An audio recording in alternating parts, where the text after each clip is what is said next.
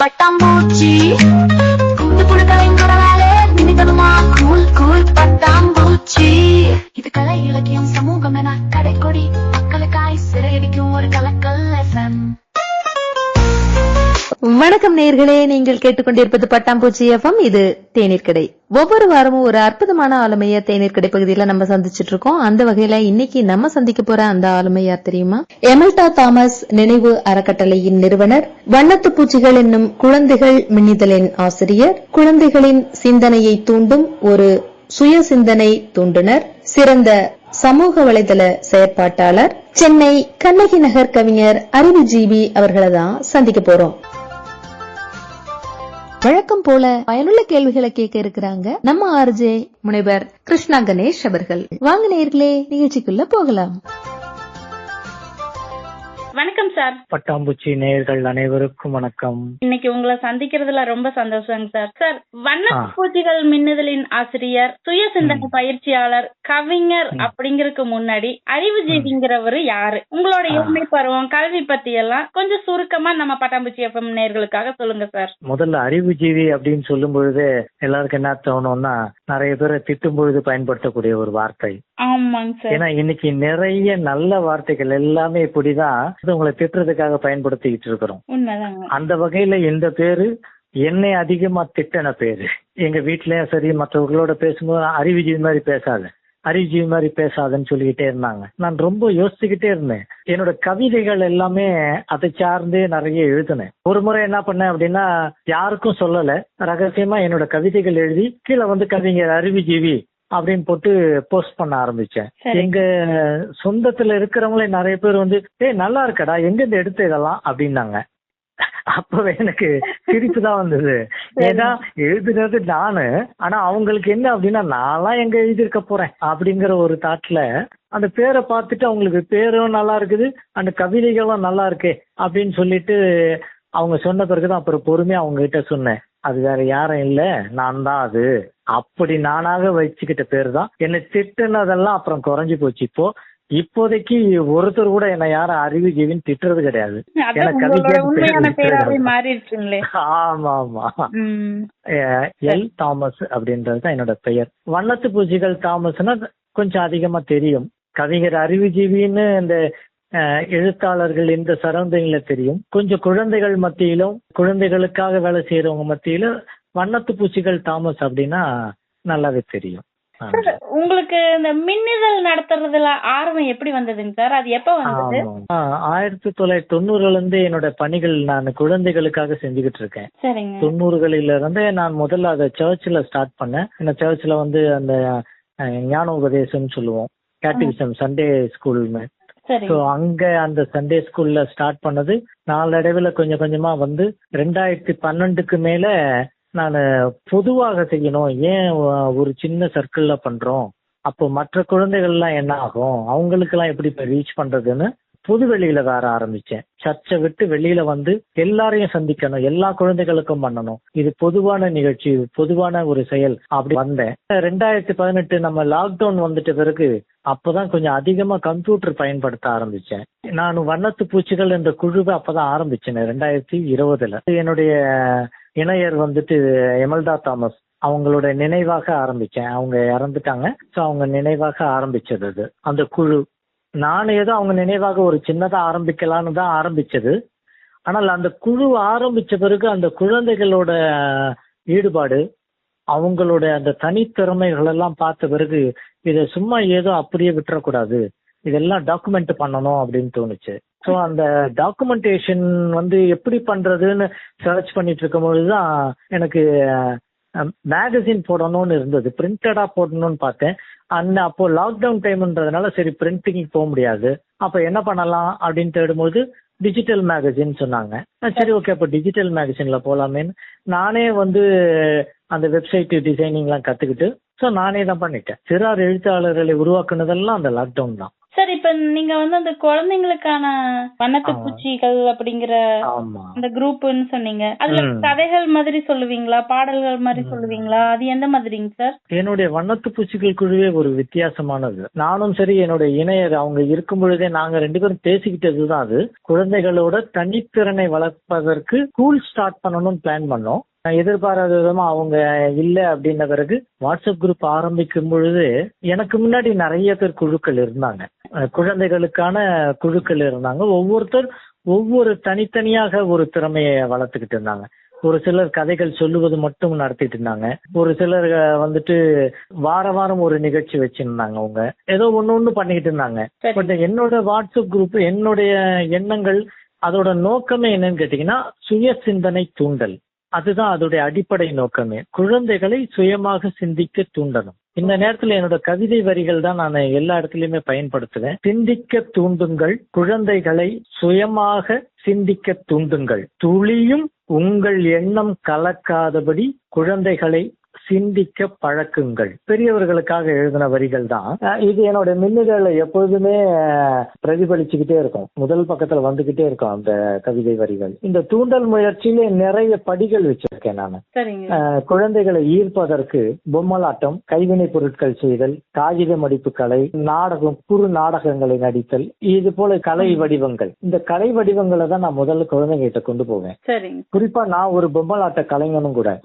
அதனால நான் ரொம்ப இலகுவா பொம்மலாட்டத்தை குழந்தைங்க கிட்ட ஈஸியா கொண்டு போயிடுவேன். பொம்மலாட்டம்னு எல்லாம் குழந்தைங்களை ஓடிவாங்க. நிறைய பேர் பார்த்ததை பார்த்ததே இல்ல. நாங்க டிவில பாத்திருக்கோம், நேரா பார்த்தது இல்ல எங்கேயோ ஒரு சிலர் இவங்க இந்த கிறிஸ்டியன் மிஷினரிஸ் நடத்தி காட்டுற அந்த மாதிரி ஷோஸ் மட்டும் தான் பாத்திருக்கோம் அப்படின்வாங்க. ஆனா எனக்கு பயிற்சி கொடுத்த பொம்மலாட்ட குருக்கள் 2 பேரும் என்ன பண்ணாங்கன்னா பொம்மைகளை தூக்கி என் கையில கொடுத்துட்டாங்க. நான் பொம்மைகள் செய்யவும் கத்து கொடுப்பேன், பொம்மைகள் வச்சு கதைகள்ல உருவாக்க கத்து கொடுத்துருவேன். ஆனா என்னோட பிள்ளைகள் இப்ப பாத்தீங்கன்னா ஸ்கிரிப்டடா பேச மாட்டாங்க. ஸ்கிரிப்டடா இருக்காது. ஏன்னா ஸ்கிரிப்டட் வந்துருச்சுன்னா சுய சிந்தனை அடிபட்டுடும் அப்படிங்கறதுனால நான் ஏறக்குறைய 75% ஸ்கிரிப்டட் இருக்காது. இப்ப நான் ஒர்க் பண்ற பிளேஸ் சென்னையில கண்ணகி நகர், எழில் நகர் அப்படின்ற பகுதியில தான் ஒர்க் பண்ணிட்டு இருக்கேன், ஃபீல்ட் ஒர்க். அந்த குழந்தைகளுக்கு பொறுத்த மட்டும் ஒரு சிலது எழுதி கொடுத்தாதான் பேச வரும் அப்படின்னு சொல்லுவாங்க. அதனால நான் என்ன பண்ணுவேன்னா ஒரு ஹிண்ட் மாதிரி சின்னதா எழுதி கொடுப்பேன். பிராக்டிஸ்க்காக வேண்டி எழுதி கொடுத்துட்டு அப்புறம் ஸ்கிரிப்ட் எல்லாம் கையில இருந்து வாங்கிடுவேன். வாங்கிட்டு சொந்தமா சொல்லுவேன். ஸோ அவங்க சொந்தமா யோசிச்சு பேசும்பொழுது நான் எழுதுனதை விட சூப்பரா பேசுவாங்க. ஓன் டயலாக்ஸ் வரும்பொழுது அவங்களோட அனுபவங்கள்லாம் இருக்கு இல்லையா, அவங்களை சார்ந்து சூழ்ந்து நடக்கிற அனுபவங்களை சார்ந்துதான் பேச வைப்பேன் நானு. அப்படி பேசும்பொழுது அவங்கள அறியாமலே அவங்களோட அனுபவங்களின் வார்த்தைகள் அங்க நிறைய வரும். அவங்க அன்றாட நிகழ்ச்சிகளை பார்த்ததையெல்லாம் அதுக்குள்ள கொண்டு வந்துருவாங்க. சமீபத்துல சந்திச்ச விஷயங்கள், ஸ்கூல்ல நடந்த விஷயம் எல்லாத்தையுமே இந்த பொம்மலாட்டத்துக்குள்ள கொண்டு வந்துருவாங்க. அவ்வளவு நிறைய நல்ல திறன் படைத்த சமுதாயம் அந்த குழந்தைகள் சமுதாயம். நாம அதை நிறைய பயன்படுத்தாம விட்டுட்டோமோ அப்படின்ற ஒரு வருத்தம் உண்டு எனக்கு. நான் அதை இப்போ கொஞ்சம் கொண்டு வந்துகிட்டு இருக்கேன். இப்படி வந்த இந்த குழந்தைகள் தான் முதலில் பொம்மலாட்டம் வந்தாங்க, அடுத்தது கதைகள் சொல்ல ஆரம்பிச்சாங்க. அப்படி சொன்னவங்களை தான் நான் கதைகளை எழுத வச்சேன். மாணவர்கள் கிட்ட பொதுவாவே விளையாட்டுத்தனம், குறும்புத்தனம் தான் அதிகமா இருக்கும். அதையும் மீறி அவங்களை எழுத வச்சேன்னு வேற சொல்றீங்க. அப்ப நீங்க எழுத வைக்கிற போது மாணவர்கள் அது அந்த எழுத்துல அவ்வளவு ஆர்வம் காட்டுறாங்களா நீங்க எழுதுன்னு சொல்ற போது? பாயிண்ட் புடிச்சிட்டு கேட்டீங்க. குழந்தைகள்னாலே குறும்புத்தனம் இருக்கணும். ஆமாங்க. நான் சொல்லுவேன் ரொம்ப வாளா இருக்கா சார்னு சொன்னாங்கன்னா நான் சொல்லுவேன் அதான் குழந்தை. அவன் இல்ல அப்படின்னா தான் நம்ம அவனை செக் பண்ணணும். குழந்தைகள் துருத்துருன்னு இருக்கணும். அவன் ரொம்ப துருத்துருன்னு இருந்தாலும் செக் பண்ணணும், ஒண்ணுமே இல்லாம இருந்தாலும் செக் பண்ணணும் அவனை. சோ அந்த வகையில என்னோட பயிற்சியில வந்த பிள்ளைகள் எல்லாம் அப்படிதான் இருந்தாங்க. அவங்கள எல்லாரையுமே அந்த சுறுசுறுப்பை நான் இதுக்கு பயன்படுத்திக்கிட்டேன். அவங்களோட அந்த சுறுசுறுப்பு என்னுடைய பொம்மலாட்டத்துக்கு வந்துருச்சு. அவங்க என்னோட பொம்மலாட்டத்துல ஸ்டேஜ் ரெடி பண்றதுல இருந்து, பொம்மைகள் செய்யறதுல இருந்து, அந்த பொம்மைகளை அடுக்கி வைக்கிறதுல இருந்து, யார் யார் என்னென்ன கேரக்டர் பண்ணணும்னு சொல்லி அவங்களுக்குள்ளாரே ஒரு லீடர்ஷிப் கிரியேட் பண்ண வச்சு அவங்களே அந்த தலைமை பண்பை எடுத்துக்க ஆரம்பிச்சுட்டாங்க. அதை நான் பார்த்த பிறகு நான் அவங்க கையில மொத்தமா கொடுத்துருவேன். நான் இப்ப நான் நிகழ்ச்சிகள்லாம் வெளியில போய் பண்ணுவோம். வெளியில எல்லாம் நிகழ்ச்சிகள் நிறைய பண்ணியிருக்கோம் நாங்க. என்னோட நிகழ்ச்சியில போயிட்டு நான் வந்து எதுவுமே அவங்களுக்கு இப்படிதான் செய்யணும்னு முன்னாடி எல்லாம் இன்ஸ்ட்ரக்ஷனே கொடுக்க மாட்டேன். சரிங்க. நாம போனா இப்படி நடக்கணும், இதுதான் நடக்கும் அங்க நிகழ்ச்சி, முதல்ல இந்த நிகழ்ச்சி பண்ணுவோம், அடுத்தது இந்த நிகழ்ச்சி பண்ணுவோம்னு அது மட்டும் வரிசைப்படுத்தி கொடுத்துருவேன். பட் அந்த ஸ்டேஜுக்கு போயிட்டோம்னா என்னோட குழந்தைகளை அவங்களே டக்குன்னு எல்லாம் ரெடி பண்ணிப்பாங்க. இந்த ஸ்கிரிப்ட் ஃபர்ஸ்ட் இது இவங்க யார் யார் என்னென்ன கேரக்டர் பண்ண போறோம் அப்படின்னு அவங்களுக்குள்ளார பேசிப்பாங்க. டைலாக் எல்லாம் அப்பப்போ என்ன டைலாக் வருதோ, ஒருவேளை தப்பா விட்டுட்டாங்க அப்படின்னா கூட அது அவங்களே அந்த நேரத்துல அந்த பிரசன்ஸ் ஆஃப் மைண்ட் அவங்களே பயன்படுத்திக்க அவர்களோட அந்த குறும்புத்தனம் அங்க பயன்படுது. அவர்களை அங்க அந்த ஒருங்கிணைத்தல் சொல்லுவோம், மனதளவில் அவர்களை ஒருங்கிணைத்தல், அந்த பயிற்சி இந்த பப்பட்டுக்கு உள்ளார வந்துடும். அதான் சொல்ல, பார்வையில பப்பட்டு வெறும் பொம்மலாட்டம் கைப்பாவை அப்படின்னு மட்டும்தான் தெரியுது, பார்வையில தெரியும். ஆனால் அந்த பயிற்சி தொடர் பயிற்சி கொடுக்கும்போது அதுக்குள்ளார நான் நிறைய மெடிடேஷன் எல்லாம் கொண்டு வந்துருவேன். எனக்கு தெரிஞ்சு 2-3 கதை நான் தான் எழுதணும்னு நினைக்கிறேன். சரிங்க. அதுக்கப்புறமெல்லாம் அவங்களாதான் கதைகளை உருவாக்குனாங்க. ஒவ்வொரு வாரமும் நான் பயிற்சி கொடுக்கும் பொழுது அவங்களே கதைகளை உருவாக்குனாங்க. குட்டி குட்டியா ஒரு கதை போடுவாங்க. திடீர்னு இன்னைக்கு கிளாஸ்ல என்ன நடந்துச்சோ அதை கொண்டு வந்து ஒருத்தர் டீச்சரு 2 ஸ்டூடெண்ட் அப்படின்னு அவங்களே பொம்மையை கையில் எடுத்து வச்சுக்கிட்டு டைலாக் பேசுவாங்க. நான் அதை பார்த்துட்டு தான் நான் அந்த பசங்கிட்ட சொன்னேன், இதெல்லாம் நல்லா இருக்குது, ஏன் எழுதக்கூடாதுப்பா நீங்க அப்படின்னு கேட்டேன். என்ன நடந்திருக்கும்னு நினைக்கிறீங்க? சொன்ன உடனே அவங்களுக்கு தெரிஞ்ச மொழியில எழுத ஆரம்பிச்சிருப்பாங்க. அதுதான் பண்ணல, தெரிச்சு ஓடி போயிட்டாங்க. ஆமா, எழுதுங்க உடனே ஒரு 30 பசங்க இருந்த இடத்துல 15 பசங்க தான் வந்தாங்க அடுத்த வாரம். அப்புறம் எப்படி பிடிச்சீங்க? 15 பேர் வரல.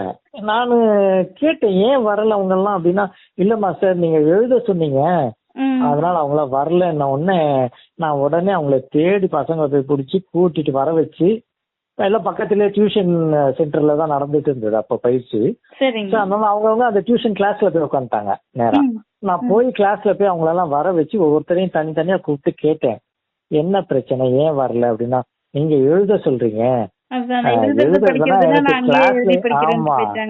நான் கிளாஸ்லயே நான் எழுத மாட்டேன், கிளாஸ் டீச்சர் ஹோம்ஒர்க் கொடுத்தாலும் எழுத மாட்டோம், நீங்க எழுதலாம் சொன்னா அதுக்கு எனக்கு வராது அப்படின்னு.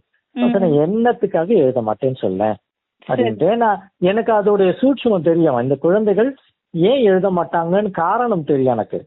ஏன்னா அந்த காரணம் என்கிட்ட இருந்த காரணம். நான் சின்னதுல நானும் ஒழுங்கா படிக்காத ஆள் தான். என்னைய வந்து எழுத தெரியாதுன்னு சொல்லியே 3ஆவதுல 3 தடவை போட்டாங்க என்ன.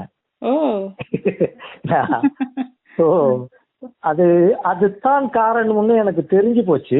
ஆனாலும் அதை நானா சொல்லக்கூடாதுன்னு அந்த பிள்ளைகள் வாயில வர வைக்கணும், ஏன்னா அப்பதான் அவங்களுக்கு அது புரியும் அப்படின்னு சொல்லி கேட்டேன். நானு கேட்டதுல ஒரு 2 பேர் மட்டும் தான் சொன்னாங்க, மற்றவங்க எல்லாம் வந்துட்டாங்க.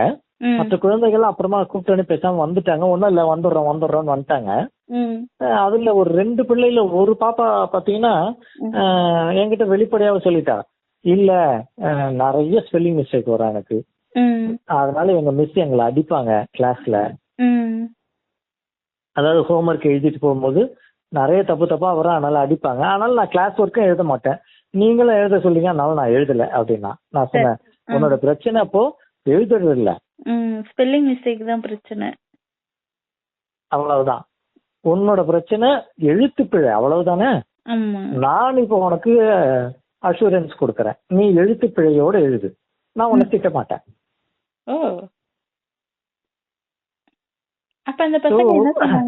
அதான் இப்படி அந்த ஒரு பொண்ணுகிட்ட சொன்னத அங்க இருந்த மத்த 29 பேரும் கேட்டாங்க. எல்லாரும் எதிர்க்கே தான் பக்கத்துல உட்கார வச்சுதான் பேசுனது நான். சரி சரிங்க. உடனே வந்து எல்லாரும் கேட்டது, அப்படி எழுதலாமா அப்போ?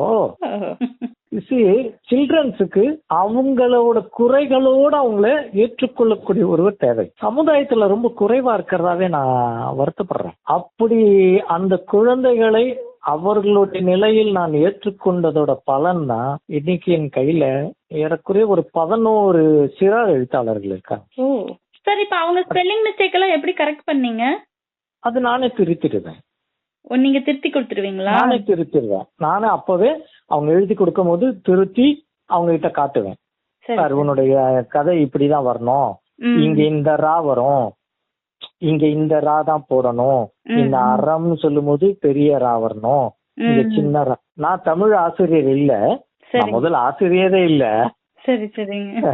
ஆனாலும் ஆசிரியரா என்ன மாத்திட்டாங்க, என் பிள்ளைகள் தான் என்ன மாத்திடுச்சுங்க, அவ்வளவுதான். ஆமா, நான் நிறைய திருத்தி பிள்ளைகளுக்கு கொடுக்க ஆரம்பிச்ச பிறகு அந்த பிள்ளைகளோட முதல் புத்தகம் ஒன்று தொகுப்பு புத்தகமா ஒண்ணு போட்டேன், கதை திருவிழா அப்படின்னு. குழந்தைகள் கதைகள் எழுதினாங்க. அதுல இந்த குழந்தைகளும் இருந்தாங்க, இந்த கண்ணகி நகர் குழந்தைகளும் அதுல இருந்தாங்க. அவங்க கதைகள் புத்தகமா வந்துடுச்சு அப்படிங்கறதே அவங்களுக்கு பெரிய மகிழ்ச்சி. இன்னைக்கும் அந்த பாப்பா கதைகள் எழுதுறாங்க. நான் சொன்ன அந்த பிள்ளை இன்னைக்கு கதை எழுதுறாங்க. சார், அப்ப குழந்தைங்கள எழுத வச்சீங்க. சரி, நீங்க கவிதை எழுதிருப்பீங்களா? உங்களோட கவிதைகள் எல்லாம் எப்படி இருக்கும்? நீங்க நூல்கள் பத்தி சொல்லுங்க சார். நான் புத்தகமாக வெளியிட்டது ஒரே ஒரு கவிதை நூல் மட்டும் தான் நான் புத்தகமா வெளியிட்டு இருக்கேன். என்னுடைய பப்ளிகேஷன் மூலமா கருவில் இருந்த கவிதைகள் அப்படின்ற ஒரு தலைப்புல, பெண்ணே நீ அற்புத ஓவியராமே, எங்கே என்னை வரைவாயா, காகிதத்தில் அல்ல உன் இதயத்தில். அருமைங்க சார். அது நாளடைவில் எனக்கு என்ன ஆச்சு அப்படின்னா கொஞ்சம் புரட்சிகரமாக எழுத ஆரம்பிச்சேன். அதனாலதான் என்னுடைய குழுவிலையும் சொல்லுவேன், குழந்தைகளை கவிதைகள் சொல்லுங்க, யோசிச்சு சொல்லாதீங்க. நீங்க பேசுங்க, கவிதைன்னு நினைச்சு ஒண்ணு பேசுங்க, அது கவிதையாக தானா உருவாக்கும். சுய சிந்தனைங்கிறது புத்தியில இருந்து வரக்கூடியது. நாம் வெறும் சிந்தனையில இருக்கிறோம் அப்படின்னா அது அறிவிலிருந்து செயல்படும். அது ரொம்ப கொஞ்சம் ஆழமா யோசிக்க வேண்டியிருக்கும். பொதுவா மேலோட்டமா வார்த்தைகளை பார்த்தா கொஞ்சம் ஒன்னும் பெரிய வித்தியாசம் தெரியலையே, சிந்தனை சுய சிந்தனை என்ன பெரிய வித்தியாசம் சொல்ல தோணும். அப்புறமேல இல்ல இதுல ஏதோ இருக்கு அப்படின்னு ஒரு முறை என்னோட குழுவில் இருக்க ஒரு பேரண்ட் தான் சொன்னாங்க, என்னுடைய கவிதை வரிகளை படிச்சுட்டு நீங்க எதுகை மோனையில் எழுதுறீங்க சார். எனக்கு எது மோனைன்னு தெரியாது. நாங்க ஒரு 15-20 பேர் உட்கார்ந்துருக்கோம். நான் கடைசியில உட்கார்ந்துருந்தேன். நான் அவர் ஃப்ரண்ட்ல உட்கார்ந்துருக்க, அவருக்கு முன்னாடி ஒரு லேடி ஒருத்தவங்க உட்கார்ந்தாங்க. அவரு ஒரு வேலை நிமித்தமா அந்த பெண்ணை ரொம்ப ஆக்ரோஷமா கத்திக்கிட்டு இருந்தாரு, திட்டிக்கிட்டே இருந்தாரு அவரு. எனக்கு பின்னாடி உட்கார்ந்து சும்மாவே உட்கார முடியல என்னால. எதுக்கு இப்படி கத்தணும், இப்படி திட்டுறதுனால என்ன ஆக போகுது அப்படின்னு யோசிச்சுட்டு இருக்கும்போது டக்குன்னு ஒரு 4 வரி வந்தது. தம்மட்டியால் அடிக்கப்படும் இரும்பு விலகத்தான் செய்யும், இணையாது. எனக்கு தெரியல ஏன் வந்துச்சுன்னு தெரியாது, டக்குன்னு நோட் பண்ணி வச்சிட்டேன் நான் அதை டைரியில. அப்புறமா மொல்லமா யோசிச்சுட்டே இருக்கும்போது தான் தெரிஞ்சது, அங்க அவரு எவ்வளவுக்கு எவ்வளவு திட்டுனாரோ அவளுக்கு எவ்வளவு அந்த அம்மா அழுது அவங்க அங்க இருந்து விலகி போற அளவுக்கு தான் தோணுச்சு. அவரோட நெருக்கம் உருவாகல, அந்த மேனேஜரோட ஒரு நெருக்கம் உருவாகல. இப்படிதான் எனக்கு கவிதைகள் வரும். நான் என்ன கவிஞன்னு நான் பெருசா சொல்லுவதை விட சுய சிந்தனையாளர் இல்ல சுய சிந்தனை தூண்டகர் அப்படின்னு சொல்லிக்கிறதுல பெருமை எனக்கு.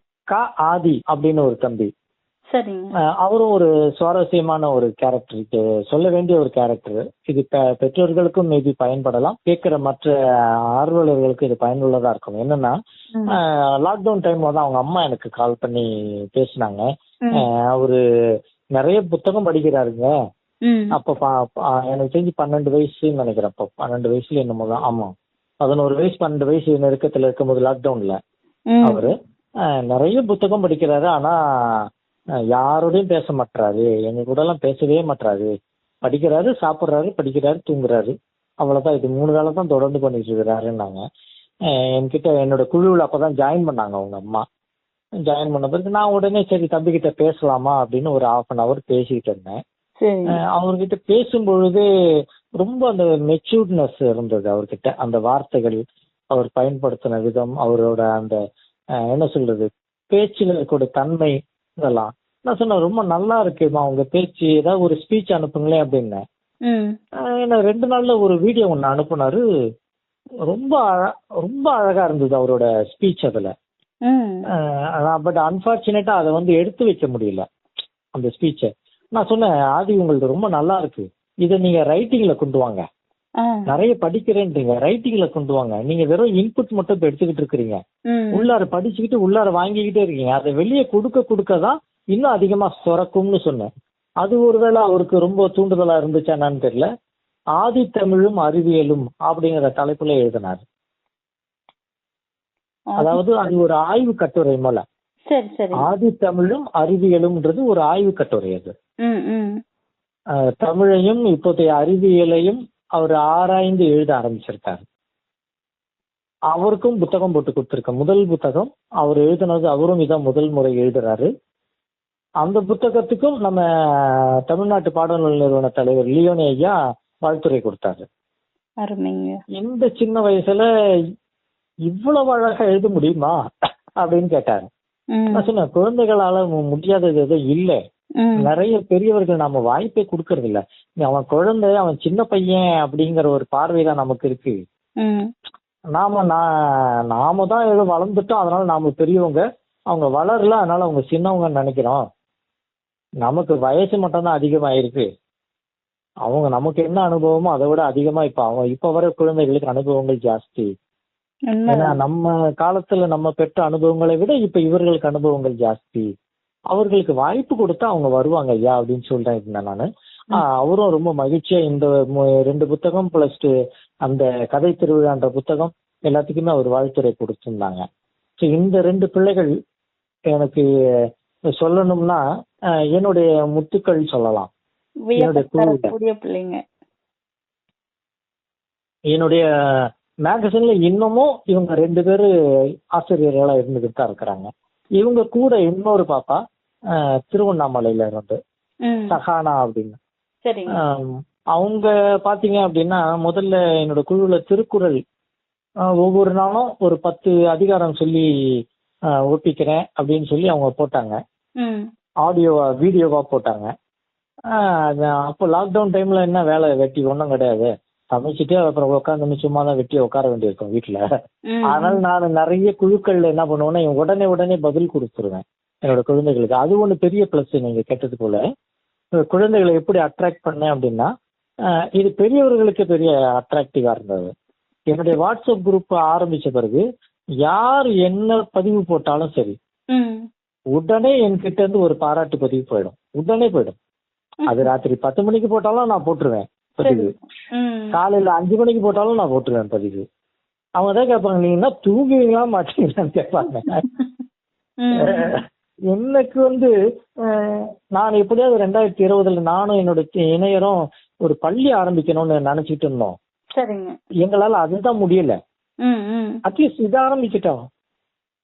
அப்போ நான் என் பள்ளியில என்னெல்லாம் செய்யணும்னு நினைச்சேனோ அதை இங்க செய்யணும் இல்லையா? கண்டிப்பா. அதான் இப்ப நான் பண்றேன். சோ குழந்தைகளை மட்டும் நாம என்கரேஜ் பண்ணணும்னா அவங்களே பாராட்டணும். சின்ன சின்ன விஷயத்துக்கு பாராட்டுவோம். தவறுகள் இருக்கலாம், தவறுகளெல்லாம் பெருசா பார்க்கவே வேணாம். நீங்க பாராட்டிட்டு அப்புறமா ஒரு சின்னதா இதை கொஞ்சம் இப்படி கரெக்ட் பண்ணுங்கன்னு சொன்னா உடனே மாத்திப்பாங்க அவங்க. உண்மைதாங்க. நாம முதல்ல தவற பெருசா சொல்லிட்டு அப்புறமா பாராட்டும் பொழுது அவங்களுக்கு உங்களோட பாராட்டு எதுபடவே படாது. அந்த தவறு சொன்னது மட்டும்தான் மண்டையில போய் உட்காந்துக்கும். இது நானும் என்னோட இணையரும் ரொம்ப என்னோட பிள்ளைகள் கிட்ட இருந்தே நாங்க கத்துக்கிட்டோங்க. என்னோட பிள்ளைகள் எல்லாம் நாங்க அப்படித்தான் வளர்த்துட்டு வந்தது. நாங்க எங்களோட ஃபேமிலி, நானும் என்னோட இணையர், என்னோட பிள்ளைகள், நாங்க வாழ்ந்த விதமே வேற. அதெல்லாம் சொன்னா இன்னும் நிறைய நேரம் எடுத்துரும். ஏன்னா நாங்க வாழ்ந்தனால தான் இன்னைக்கு என்னால இலகுவா எல்லாரோடய பழக முடியுது, எல்லா குழந்தைகளையும் அட்ராக்ட் பண்ண முடியுது. இப்ப நான் என்னோட ஆபீஸ் ஒண்ணு ஓபன் பண்ணிருக்கேன் கண்ணகி நகர்ல, எழில் நகர்ல. அந்த பிளாக்ல இது வரைக்கும் நான் போனதே கிடையாது. இதான் ஃபர்ஸ்ட் டைம். இந்த ஏப்ரல் மாசம் தான் உள்ளாரே போனேன். நான் போன முதல் நாளிலிருந்து அந்த பிளாக்ல இருக்கக்கூடிய எல்லா குழந்தைங்களும் என்கிட்ட வந்துட்டாங்க. எல்லாம் இன்னைக்கு நான் அந்த ஆபீஸ்க்கு போயிட்டு தான் வந்தேன். எல்லாம் வந்து ஆபீஸ் போனதுல நான் போற வரைக்கும் இல்ல மாஸ்டர் நீங்க இருக்கீங்கல்ல, நாங்க வீட்டுக்கு போல, நாங்க இங்கே இருக்கோம், நீங்க இருக்கீங்கல்ல, அவ்வளவு ஆர்வம் அப்படின்னு சொல்லி.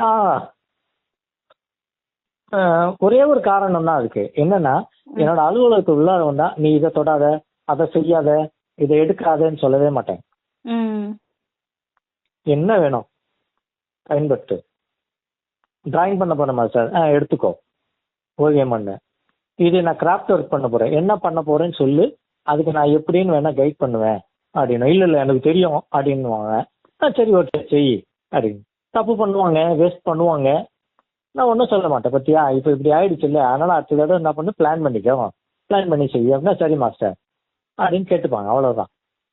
அவங்க வழியில விடும் பொழுதுதான் அவங்கள நிறைய. இன்றைக்கு பாத்தீங்கன்னா நான் காமிக்ஸ் டிராயிங்னு ஒரு ட்ரைனிங் கொடுத்தோம் நாங்க.